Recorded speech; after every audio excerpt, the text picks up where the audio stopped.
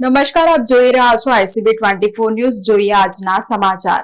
વડોદરા શહેરના કુંભારવાડા પોલીસ મથક હદ વિસ્તારમાં વહેલી સવારે ફાયરિંગની ચોંકાવનારી ઘટના સામે આવી છે. ફાયરિંગની ઘટનાથી ચકચાર મચી ગઈ છે.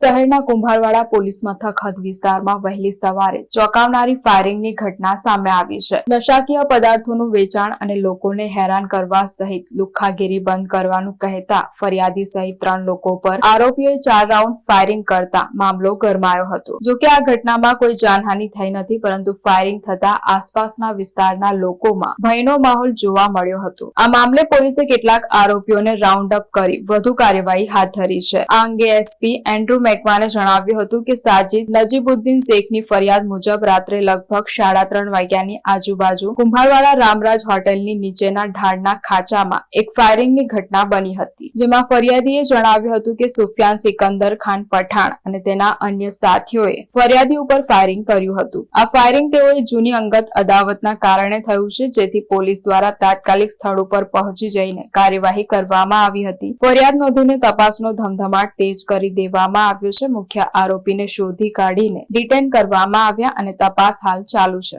આજરોજ કુંભારવાડા પોલીસ સ્ટેશનમાં ફરિયાદી સાજિદ નજીબુદ્દીન શેખ નાઓની ફરિયાદ મુજબ રાત્રે લગભગ 3:30 વાગ્યાની આજુબાજુ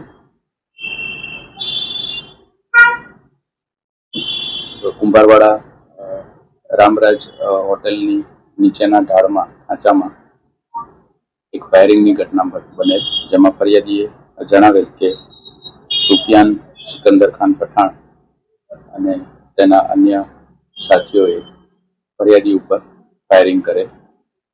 આ ફાયરિંગ તેઓએ જૂની અંગત અદાવતના કારણે કરેલ, જેથી પોલીસ દ્વારા તાત્કાલિક સ્થળ ઉપર પહોંચી જઈને કાર્યવાહી કરવામાં આવેલ અને ફરિયાદીની ફરિયાદ લેવામાં આવેલ અને તપાસ કરવામાં આવેલ અને હાલ આરોપીને શોધી કાઢવામાં આવેલ છે, ડિટેન કરવામાં આવેલ છે અને તપાસ હાલ ચાલુ છે.